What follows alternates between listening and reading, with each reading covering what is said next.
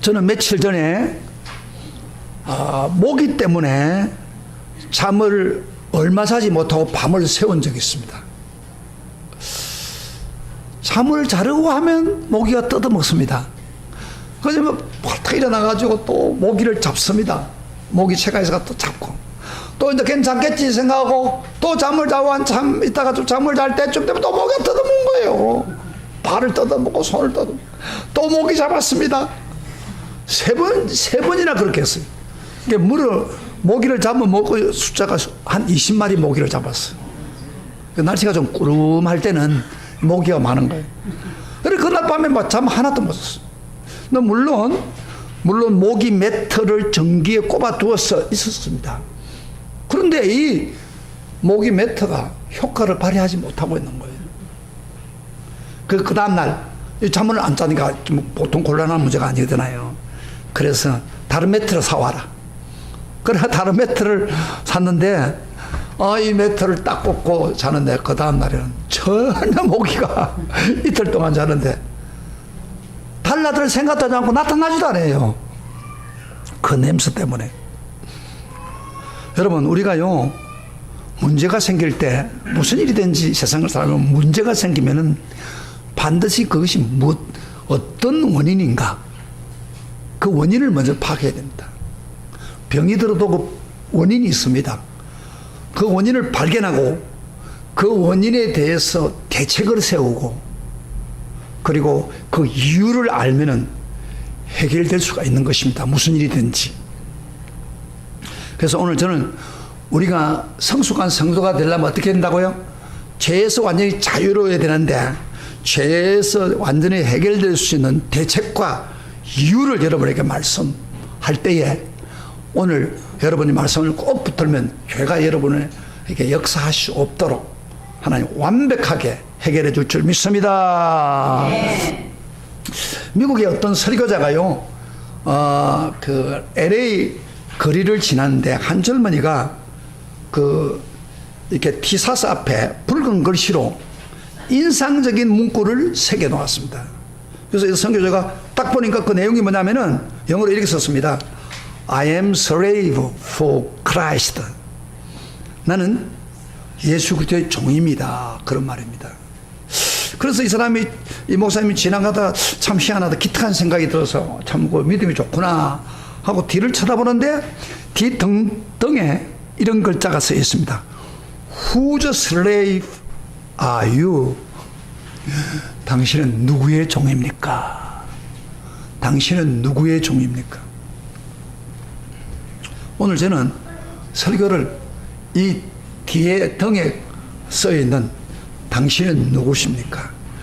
Whose slave are you? 이 제목으로 말씀드리겠습니다. 당신은 솔직하게 여러분 누구의 종입니까? 누구의 노예입니까? 죄의 노예입니까? 죄의 종으로 살고 있습니까? 아니면 그리스도의 종으로 살고 있습니다. 이 종이란 말, 노예란 말은요, 완전히 자유가 박탈된 사람을 말합니다. 그건 종은 노예, 자유가 없습니다. 그리스도 종이란 말은 무슨 말이냐면 그리스도를 위해서 자신의 자유를 포기한 사람입니다. 예수 그리스도만을 자신의 삶의 주인으로 인정하고 그에게 순종하기로 결단한 사람입니다. 제가 로마서를 강의하면서 제 1장에 바울은 예수 그리스도의 종이요 부터 시작됩니다. 여러분 죄의 종입니까? 예수 그리스도의 종입니까? 오늘 다시 한번 여러분 확인해 보세요. 저번 주에 제가 설교했던 것을 다시 한번 기억하게 합니다.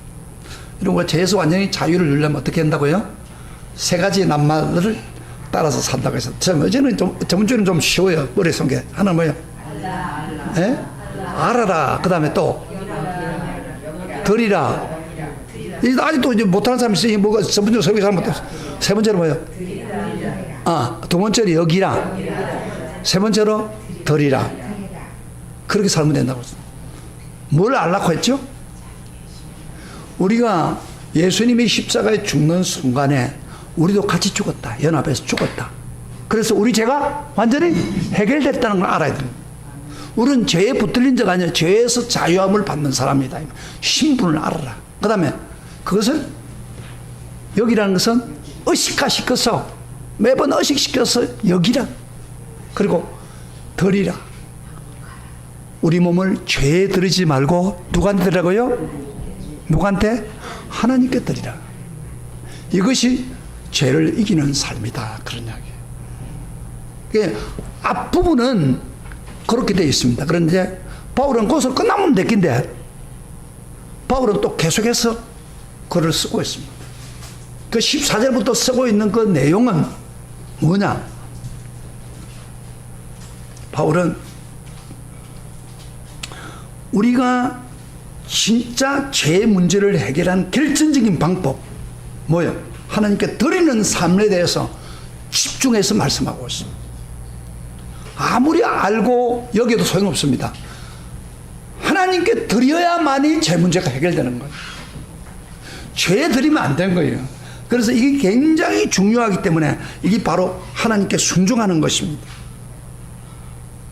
그래서 여러분 바울은요, 그 다음 성경 구절 우리 6장을 전체를 보고 또 뒷부분을 보면은 많이 언급되어 있는 낱말 하나가 있는데 그게 뭐예요? 순종입니다. 순종. 그러니까 다시 말하면 하나님께 드리고 하나님께 순종해라 그 말이에요. 그러면 죄 문제가 해결된다 그 이야기입니다. 그러면 우리는 죄의 종으로 살지 않고 주의 종으로, 주님의 종으로 주께 순종하는 그 순종할 이유가 도대체 뭡니까? 무조건 순종하는 거 아니잖아요. 순종하는 이유가 있잖아요. 우리가 오늘 주일날 예배 여러분이 순종할 게 뭐예요?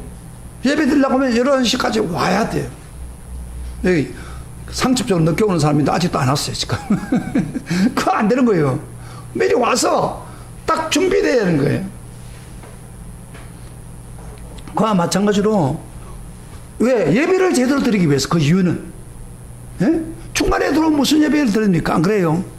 예배를 잘 드리기 위해서 오는 것과 마찬가지로 우리가 하나님께 드리고 하나님께 순종하는 그 이유가 뭐냐 이 말이에요. 도대체 그걸 오늘 제가 말씀을 드립니다.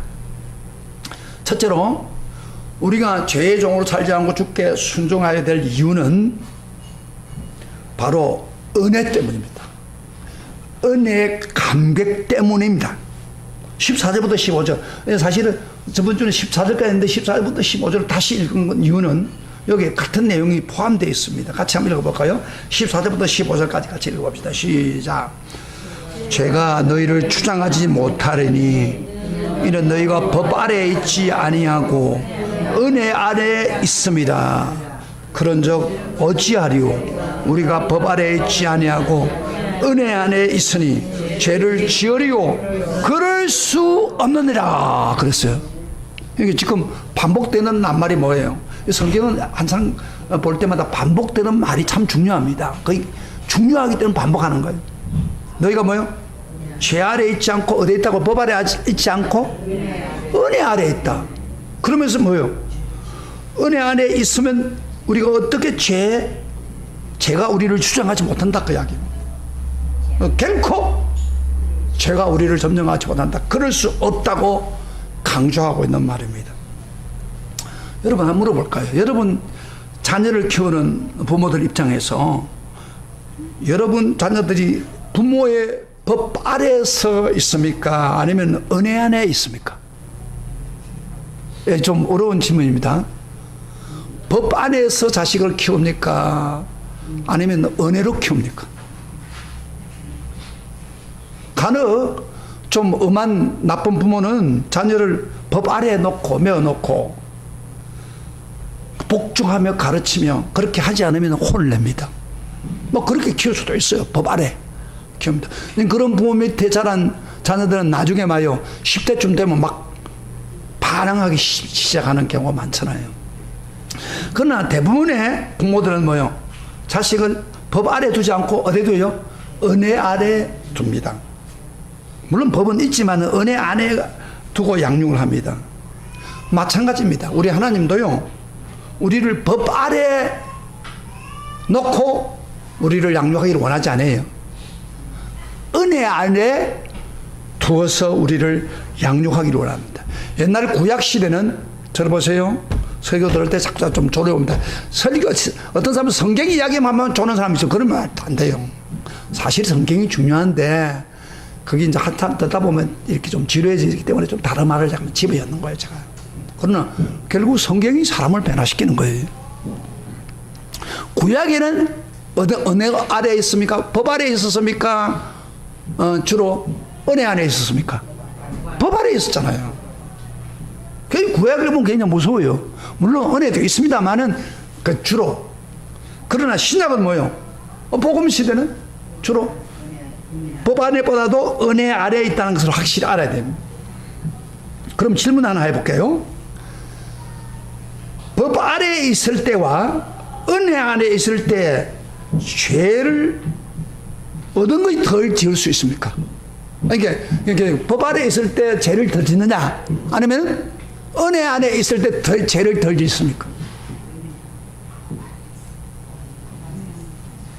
우리가 피상적으로 볼 때는 법 아래에 있을 때가 죄를 안 지을 것 같아요. 왜 그러냐면 막 엄포를 놓으니까, 안 하면 벌칙을 하니까. 그러나 사도 바울은 그게 아니라는 겁니다.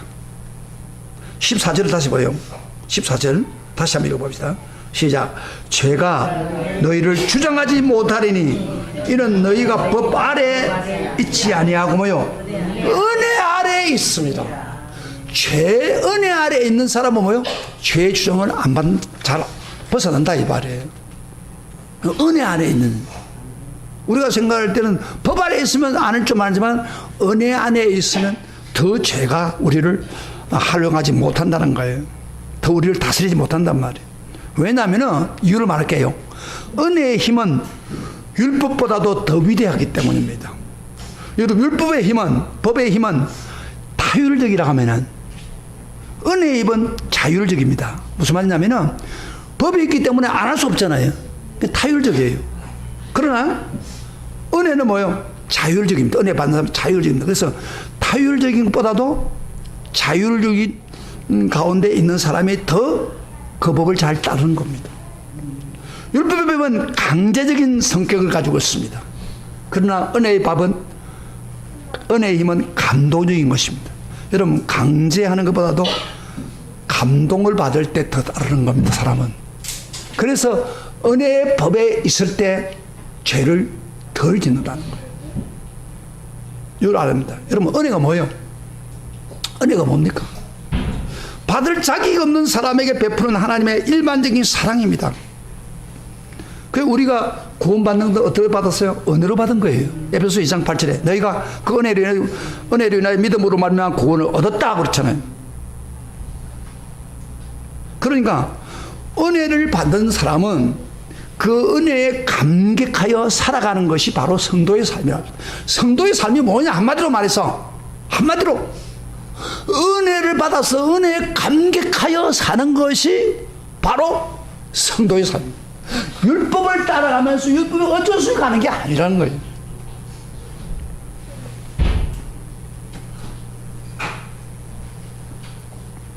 그래서 우리가 은혜를 주신 그 하나님 앞에 감격하여 살면은 죄가 우리를 주장하지 못합니다. 그럼에도 어떤 사람들은요 이렇게 생각해요. 은혜 안에 있기 때문에 나는 죄를 마음대로 범할 수 있다, 그렇게 생각합니다. 은혜 주시니까 내가 죄 다 용서해 주니까 내 멋대로 본다. 내 하고 싶은 대로 죄 짓고 사는 거예요. 그것은 진짜 은혜를 모르는 사람이에요. 은혜를 체험하지 못한 사람이에요. 진짜 은혜를 아는 사람은요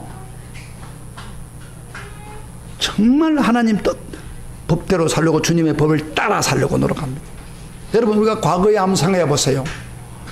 과거에 은혜 받기 전에 우리는 어땠어요? 에? 죄 때문에 우리 모두가 다 멸망받을 사람, 멸망 안 받을 사람 한 사람도 없습니다. 그런데 예수님이 오셔서 우리 죄를 다 용서해 줬다. 주를 구원해줘서 영원히 지옥 갈 사람이 건진 받았으니까 우리는 어떻게 살아야 돼? 그 은혜에 감격해서 살 수밖에 없는 겁니다. 그걸 깨달으면요, 감사하지 않을 수가 없는 거예요. 그래서 15절에 이렇게 말합니다. 15절에 다시 한번 봅시다. 어찌하리요? 그런즉 어찌하리요? 우리가 법 아래에 있지 아니하고 은혜 아래에 있으니 죄를 지으리요? 그럴 수 없느니라. 그런 이야기. 그렇죠? 그래서 은혜 안에 있기 때문에 죄를 더 짓지 않습니다. 그게 정상적인 성도의 자세입니다. 여러분, 마치 부모의 은혜를 많이 받은 사람은 부모를 배신하지 않아요. 근데 대부분의 부모를 배신한 가족들이 어디냐면은 부모한테 어렸을 때 잘 받지 못하고, 좀 학대를 받은 그런 사람들이 나중에 부모한테 나쁘게 대하죠. 안 그래요? 부모의 사랑 때문에 내가 살았다면은, 그걸 깨달은 사람이라면 어떻게 부모를 부러워할 수 있습니까? 안 그렇습니까? 그렇죠? 한번 예를 한번 들어볼게요. 제가 쉽게 이야기하겠어. 조금 이제 성경 한번 봅시다 하고 막 성경 이야기하면 좀 졸리니까 제가 좀 쉽게 이야기할게요. 옛날에 그 과거에 봉건 시대가 있었잖아요. 주인이 노예로 종을 삼아 삼습니다. 지금은 노예 시대가 아니지만 여자 노예 하녀를 거느리고 있었습니다. 그런데 노예 하녀한테 노예들이 많으니까 엄격한 법을 제정했습니다. 그래서 어떤 법을 만들었다고 하면, 예를 들어 아침에 6시 일어나고 7시까지 집안 청소 다 하고 8시까지 주인 식사 다 준비하고 9시까지 자녀들의 모든 뒷바를 하고 등등 하루 일정을 이렇게 정해놨습니다. 만약에 이걸 법을 어기면은 매질을 한다든지 또는 추방하겠다, 그런 법을 만들어 놨을 때 그 하녀는 얼마나 불안하겠습니까? 안 그래요? 그대로 하지 않으면 혼나는 거죠. 그런데 어느 날 어떤 하녀에게 주인과 함께 아주 썸씽이 벌어졌습니다. 무슨 썸씽이 벌어졌냐면 주인이 그 하녀를 사랑했습니다. 사랑이 빠진 거예요. 그래서 사랑하다 보니까 결혼까지 한 거예요. 그래서 하녀가 주인의 아내가 된 거예요. 지금 주인의 법 아래에 있어, 은혜 안에 있어요. 이제 은혜 안에 있는 거예요. 이제 법은 더 이상 적용이 되지 않습니다. 그러면 이 하녀는, 부인이 된 하녀는 함부로 살겠습니까? 네, 이제 그동안 어렵게 살으니까 이제 함부로 쉽게 자자. 6시 일어났는데 10시까지도 잘 수 있어요. 어째 그래요, 10시까지 하고 하고 싶은 대로 살 수 있어요. 하녀인 거가 아내가 됐고 나면 그렇게 할 수 있을 것 같아요? 할 수 있어요? 못하죠. 너무너무 자기 같은 하녀 종을 사랑해가지고 은혜를 주어서 아내로 삼아주시고 그 어려운 가운데서 건져주신 것, 그거 생각하면요, 기가 막혀서 오히려 6시 일어나는 게 아니라 5시부터 일어나가지고 더 열심히 감격에 사는 거예요. 할렐루야. 제가 무슨 말 하겠죠? 법 아래에 있는 것보다도 은혜 안에 있을 때 더 법을 잘 지키고 순종한다는 거예요. 할렐루야. 우리는 은혜 안에 있습니다. 할렐루야. 우리는 은혜 안에 있습니다. 바울은 지금 이 논리를 펴고 있는 거예요. 우리는 전에는 멸망받을 수밖에 없었지만 예수 그리스도의 그 사랑의 대상이 되어서 종에서 자유를 받을 수 있었단 말이에요. 그래서 우리는 정말 불의의 종이 안 되고 바로 예수님의 종이 되고 순종하는 이유는 바로 은혜 때문에, 은혜의 감격이었어. 저 같은 경우에요, 제가 목회를 할 때 굉장히 어렵게 목회를 했습니다. 개척부터 시작해서 신학을 공부할 때부터도 그렇고 개척을 하면서 힘든 과정이 많았습니다. 그래서 제가 항상 우리 애들한테 많은 것을 못 해준 것을 항상 제가 안타까워하고 있어요. 그런데 어려운 가운데 정말 목회를 내가 이렇게 해야 되냐는 갈등이 너무 많아요. 돈도 없고 막 교인들이 배신해가고 이런 것들 많아요. 그럴 때 목회 간두고 싶은 생각도 있어요. 그럴 때마다 제가 항상 하나님이 나에게 주신 은혜 생각하면 그렇게 마음대로 못하겠더라고요. 여기 왔습니다. 나도 죄를 지을 수 있는 가능성이 있지요. 여기 왔을 때 하나님이 주신 은혜 생각하면은 그 유혹에 빠질 수가 없어요. 사실 여러분 목사만큼 편한 게 없습니다. 솔직하게. 누가 목사 감독하는 사람 있습니까? 교인들은 목사가 감독할 수 있어, 어느 정도. 그런데 여러분 목사를 감독할 사람 누가 있어요? 없습니다. 하나님 보시면 한눈에 안 보이니까. 그러니까 내가 멋대로 살려면 그래서 목사가 타락하려면 엄청 타락할 수 있습니다. 그러나 그게 안 되더라고요. 할 수가 없어요. 왜? 하나님 주신 은혜 생각하면 내가 이겨야지. 감당하게 되는. 그래서 우리가 은혜가 있고 은혜로 하나님께 순종할 수가 있습니다. 할렐루야. 그 다음에 두 번째로 우리가 죄의 종이 되지 않고 주님께 순종하는 종이 될 수 있는 것은 참된 자유를 누리기 때문입니다. 따라합시다. 참된 자유를 누리기 때문입니다. 여기 보면은 여기 성경에 오늘 본문에 보면 주의 종이라는 말이, 주님의 종이란 말이 있고, 그리고 또 어떤 게는 의의 종이란 말을 쓰기도 하고 그럽니다. 그런데 왜 주님의 종을 의의 종이라고 하는 거냐? 이것은 주님 자체가 의입니다. 그러니까 그 의의 종이란 말은 바로 주님의 종이라는 말 같습니다. 그런데 의의 종이 나오고 반대 무엇인 종이 나와요? 죄의 종이 나옵니다. 이거를 이제 바울이 설명을 해 나가는데, 바울이 먼저 이걸 설명하기 전에 죄의 종과 의의 종을 이렇게 대조해 놓고 설명합니다. 자, 우리 성경 한번 찾아봐서 16절 같이 읽어봅시다. 바울이 어떻게 설명하고 있는가 한번 봅시다. 한번 읽어봅시다. 시작. 너희 자신을 종으로 내주어 누구에게 순종하든지 그 순종을 받는 자의 종이 되는 줄 너희가 알지 못하느냐? 혹은 죄의 종으로 사망에 이르고 혹은 순종의 종으로 의에 이르느냐? 이게 당연한 영적 원리죠. 누구에게 순종하는 자에게 그 순종하는 것에 종이 되는 거예요. 죄에 순종하면 죄의 종이 되고 주님께 순종하면 주의 종이 되는 거예요. 그렇죠. 그래서 죄를 계속 죄에 끌려가는 사람은 결국엔 죄에서 벗어나지 못하는 거예요.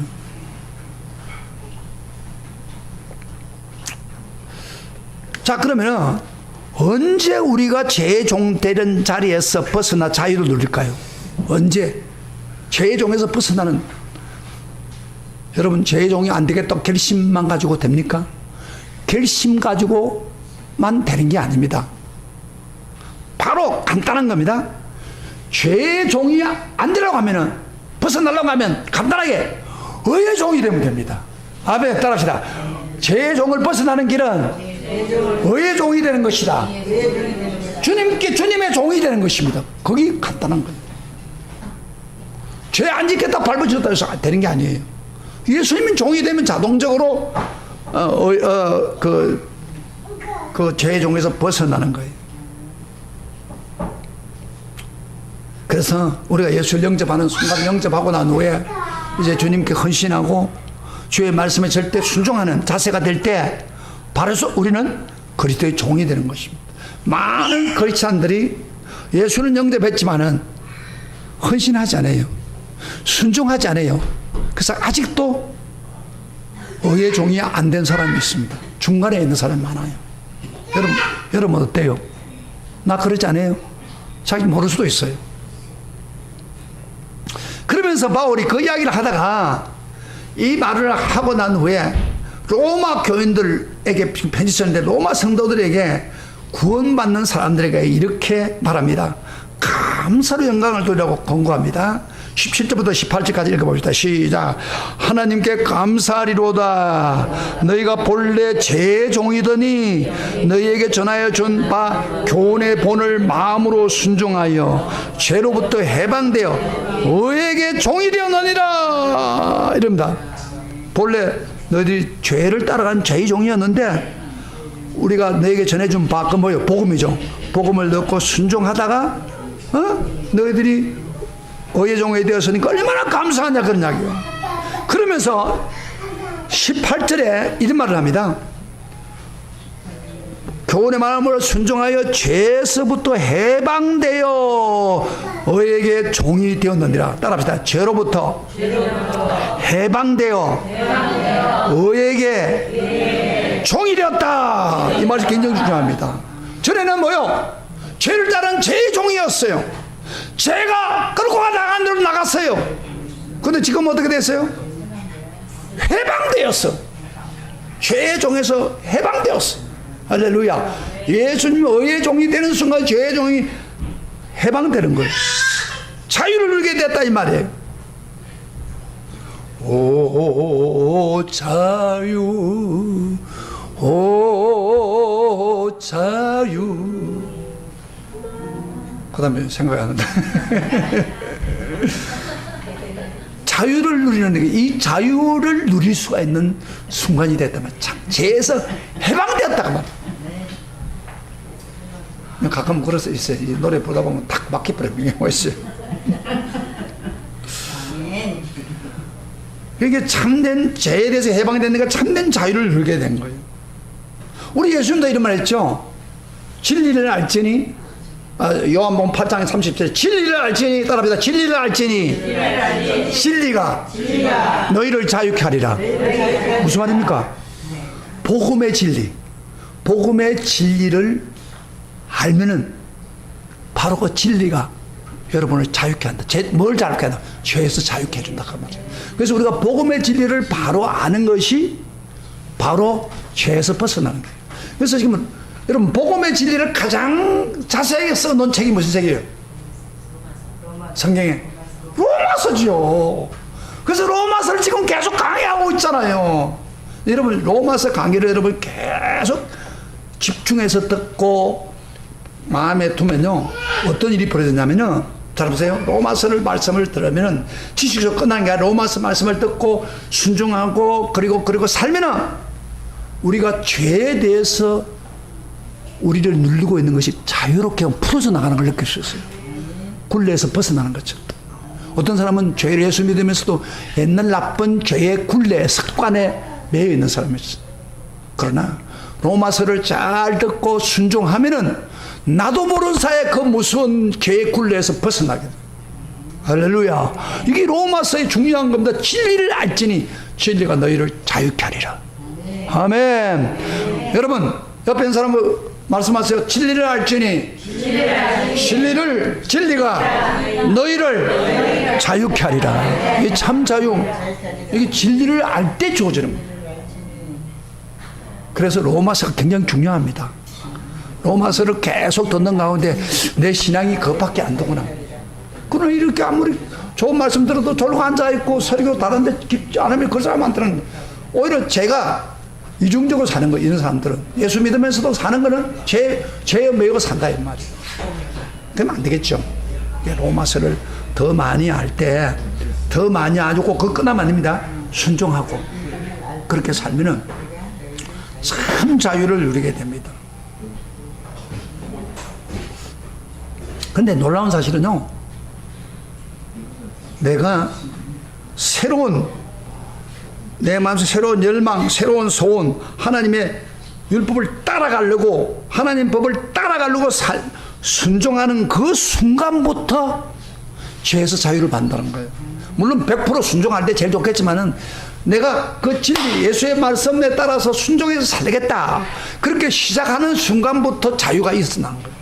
그 우리 가르친 자가 바로 탕자. 여러분, 탕자 아시죠? 예수님의 아버지의 아들 중에 둘째 아들이 탕자를 통해서 알 수 있죠. 여러분, 탕자는 아버지 계절을 떠나오면서 자기 몫을 달라는 겁니다. 그러면 왜 탕자가 아버지에게서 떠나려고 했습니까? 아버지 소리가 잔소리처럼 들리는 거예요. 굴레처럼 보이는 거예요. 그래서 함께 사는 게 구속처럼 느껴지니까 좀 자유를 이렇게 살겠다 생각해가지고 자기 몫을 챙기고 갔습니다. 그런데요, 그가 떠난 후 한동안은 자유를 만끽했었는지도 몰라요. 자기 멋대로 했으니까. 근데 그 후에 얼마 안 돼서 돈이 떨어지니까 친구들이 다 떠납니다. 그게 먹을 게 없어요. 그래서 먹을 것이 없어서 돼지가 치는 돼지 지엽 열매를 먹습니다. 돼지를 치는데 돼지의 지엽 열매를 먹고 살 수밖에 없어요. 돼지 먹이를 먹을 수밖에 없어요. 그 친구들은 다 떠났어요. 그때 정신이 바짝 드는데 뭐냐면은 자기는 자유를 위해서 왔는데 지금 자유를 누린 게 아니고 비참한 노예가 되는 자신을 발견하기 시작한 것입니다. 아버지 품에 있을 때보다도 더 비참한 죄의 종, 타락의 종, 방종의 종이 되어 있는 모습을 보게 된 겁니다. 그러면서 아버지를 바라볼 때 아버지 안에 있을 때 제일 자유롭구나 깨닫기 시작한 거예요. 그래서 이 사람은요, 내가 죽어도 종이 될지라도 하인이 될지라도 아버지한테 인정 안 받더라도 아버지 집에 가서 하인이라도 살겠다고 돌아오기 시작한 겁니다. 여기서부터 자유가 일어나기 시작한 겁니다. 자유를 누리게 된 겁니다. 그런데 아버지는 가만히 있습니까? 아들 떠난 그 아들이 언젠가 돌아오기를 기다리고 있다가 아들같이 보이는 사람이 오니까 막 달려가서 아들을 껴안고 나는 아버지 앞에 할 말이 없습니다 하고 무릎 꿇은 그를 일으켜서 모욕을 시키고 잔치를 베풀고 가락지를 끼워주며, 가락지는 아들이라는, 죽었던 내 아들이 돌아왔다고 했을 때 이 당자는 진짜 자유는 아버지 품에 있구나, 참 자유는 그때서 깨달은 거예요. 그동안 아버지 품속에 자유가 있는데도 불구하고 그걸 몰랐던 거예요. 그 아버지가 누구예요? 성경에 그 아버지, 그게 우리 아버지입니다. 우리가 하나님 안에 있을 때 진짜 자유를 누리죠. 하나님 아버지를 떠나서 내 멋대로 죄짓고 사는 게 자유가 아니에요. 오히려 죄의 종으로 빠진다 이 말이야. 아버지 안에 있을 때 아버지의 사랑을 깨닫는 거예요. 여러분요, 새가 어디에 있어야 자유롭습니까? 공중에 있을 때 자유로운 거예요. 물고기는 어디에 있어야 자유가 있습니까? 물속에 있어야 돼. 그런데 어떤 물고기 하나가 이런 생각을 했어요. 야, 다른 사람 육지에서 차도 다니고 막 달리는데 나도 물에만 있지 않고 저 육지 한번 나가보자 하고 물속에 벗어나는 순간에 그 고기는 죽어버립니다. 자유를 누리지 못하는 거예요. 마찬가지로 우리가 하나님 아버지 품속에 있을 때 진짜가 자유가 있습니다. 그런데 이 어리석은 사람들이 이 당자처럼 아버지 있으면 뭐 이거 해 저거 돼 너가 뭐 싫어하고 내 멋대로 못 사니까 떠나가자.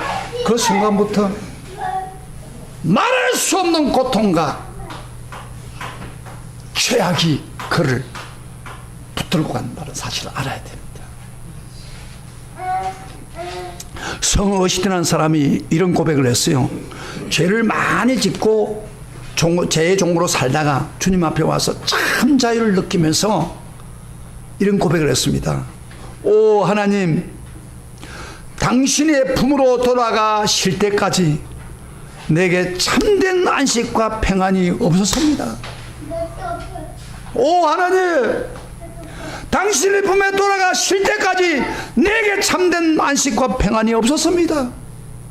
다시 말하면 하나님 안에 있을 때 진정한 평화가 있다는 것을 고백한 겁니다. 그렇습니다. 결국 주께 순종할 때 우리는 죄의 종에서 벗어나서 참 자유를 누리게 됩니다. 한 가지 더 하겠습니다. 자, 왜 우리가 죄의 종에서 벗어나서 그 주님의 종이 되고 저에게 순종해야 됩니까? 첫째는 뭐예요? 하나님 주신 은혜 때문에, 은혜의 감격에서, 그리고 자유를 누리기 때문입니다.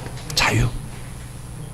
그래서 많은 교회 성도들이 교회 왔다가 이 교회에 와서 신앙생활하면 참 자유를 누릴 건데 그만 세상이 좋아가지고 눈이 이쪽으로 돌아가고 왼쪽으로 돌아가고 교회 다니면서 적당히 한 사람 나중에 자유를 누리고 싶지만은 오히려 죄에 더 고통 가운데 사는 사람들이 너무 많습니다.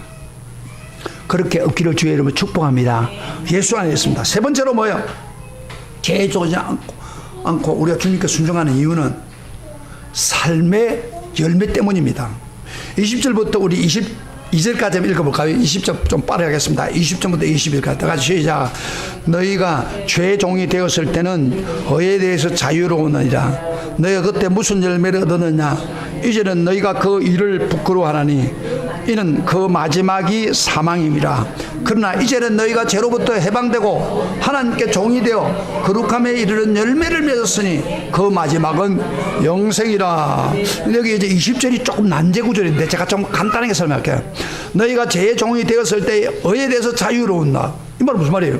이거 딱 보면요, 자유롭다는 말이 있잖아요. 죄의 종이 되었을 때 의에 대해서 자유롭다, 그런 말 때문에 오해가 됩니다. 그런데 이거는 그런 게 아니고, 의에 대해서 자유롭다는 말은 죄를 따라가는 사람이 의에 대해서 자유롭다는 말씀하는 영어 성경에 보니까 잘 나와 있어요. You were free from the control of righteousness. 당신은 의의 다스림에서 떠났다, 그런 이야기예요. 의를 행할 수 없다는 겁니다.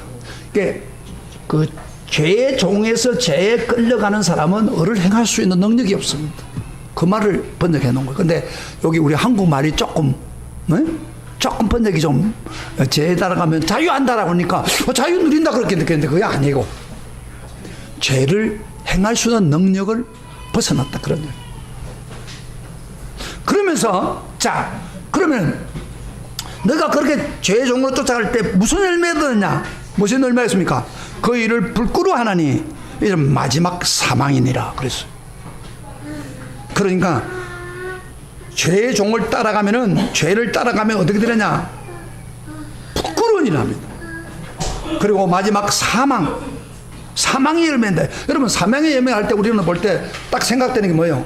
죽고 멸망받는다, 그런 것만 생각하는데, 사실은 이 사망의 열매는요, 지금 이 세상에서 사망의 징후가 있습니다. 사망의 냄새가 시작됩니다. 죽은 냄새, 썩은 냄새를 맡고 살아갑니다. 그래서 그게 부끄러운 일이에요. 그래서 지금 이 세상에 살면서 물론 멸망받지만은 부끄러운 일을 경험하는 게 바로 부정적인 일, 불법, 썩고 냄새나는 일, 이런 것을 경험하게 사는 것입니다. 그래서 이 사망의 고통에서 사망의 열매가 맺히고 부끄러움이 오는 겁니다. 여러분, 아무리 예수 믿어도요, 여러분이 죄의 종을 따라서 죄를 쫓아가면 부끄러워합니다. 부끄러운 게 많아요. 목사, 장로, 얼마나 부끄러운 사람 많아요. 국회의원 중에서 3분의 1이 예수 믿어요. 그 사람들 말이 장관 되려고 하면 그 집에 내보면 너무 부끄러운 일이 많아요. 그 부끄러운 삶, 죄의 종을 따라가면 부끄러워지는 거예요. 그러나 반대로 의의 종이 되면 어떻게 된다 했습니다. 22절 다 같이 시작. 그러나 이제는 너희가 죄로부터 해방되고 하나님의 종이 되어 거룩함에 이른 열매를 맺었으니 그 마지막은 뭐요? 영생이니라. 의의 종이 되면 거룩함 열매를 맺는다. 얼마 전에 그 유명한 기독교 철학자인 스위스 라브리 공동체를 창시한 프란시스 셰프 박사라는 사람 아시죠? 이분이 돌아가셨는데 얼마 전에 암 치료를 위해서 미국에 학교에 와서 강의를 하는 가운데 기독교인들에게 이런 이야기 했답니다. 여러분의 삶의 목표가 만약에 행복이라면 불신자가 다를 바가 뭐냐? 많은 기독교인들이 행복을 추구한다면, 행복도 중요하지만 만약에 너희가 목적이 행복이라면 불신자도 또 마찬가지다. 다를 바가 뭐냐? 그러면서 크리스찬의 삶의 목표는 행복 그 이상의 거룩함에 있어야 된다 그랬습니다. 아주 유명한 말 했어요. 그래서 여러분, 거룩한 가운데 사는 사람 몇 분이나 되십니까? 그런 걸 물었답니다. 충격을 받은 이야기예요. 거룩함 삶. 우리의 선배 성도들은요, 다 행복을 위해 산 게 아니고 뭘 살았어요? 거룩을 위해 살았습니다. 거룩을 위해 살면서 생명을 던졌습니다. 이게 우리 기독교인이에요. 제대로 된 기독교인이에요. 근데 오늘 교인들은 행복. 거룩은 상관없어요. 남의 돈이라도 내 입만 포켓도 집어였고, 뭐 좋은 일만 생기면 된다는 식으로 하면 이거는 기독교를 바로 모르는 거예요. 우리는 뭐요? 행복보다도 그 이상의 거룩의 목표를 둬야 되는 것입니다.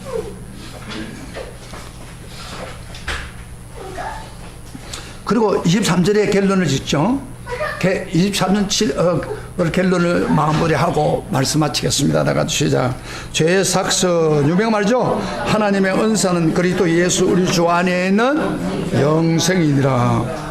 이런 재밌는 것은요, 죄를 삭시라고 붙여놓고 그 다음에 영생은 어떻게 표현하세요? 하나님의 은사라고 그랬어요.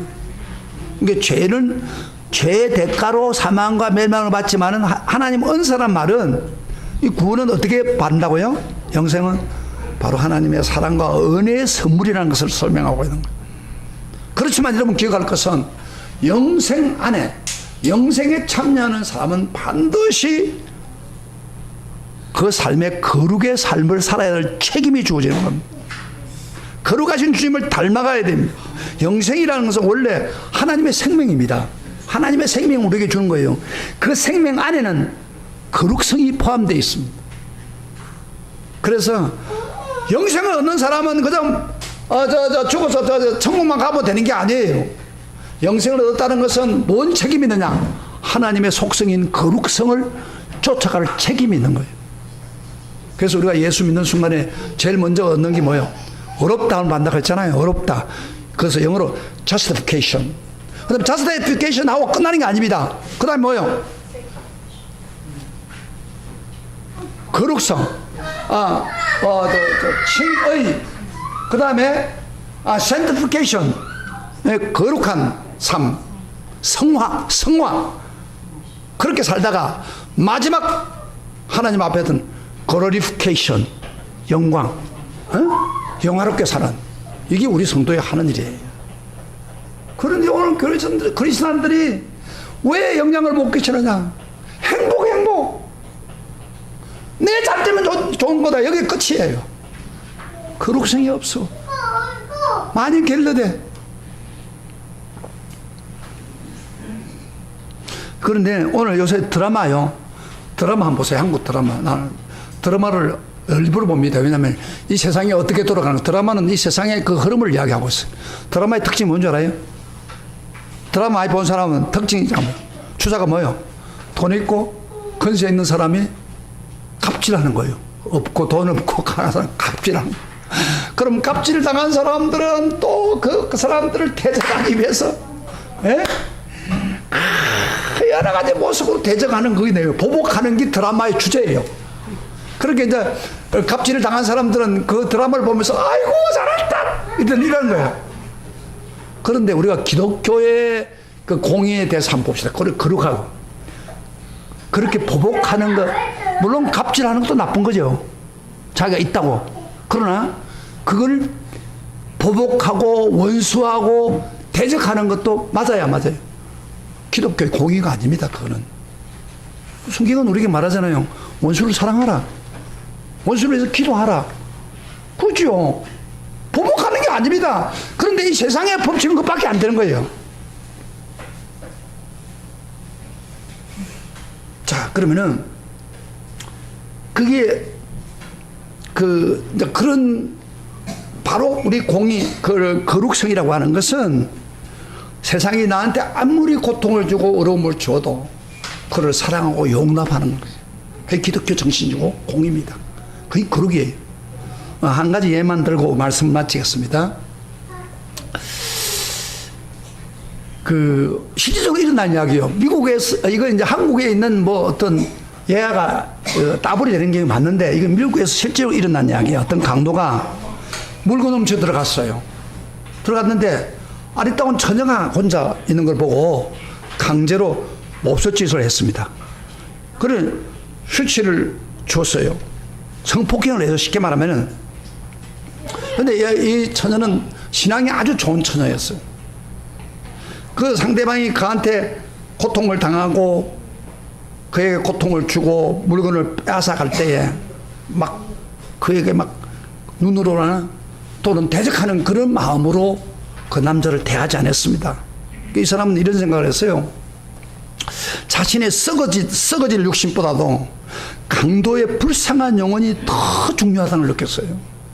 저 사람이 얼마나 타락했기에 이렇게 강도해 가면서 성폭행까지 해가면서 사는 사람인가. 그래서 물건 훔쳐 따라가는 강도에게 오히려 적극적으로 맛있는 식사까지 제공하면서 당신 예수 믿으십시오 하고 내보냈답니다.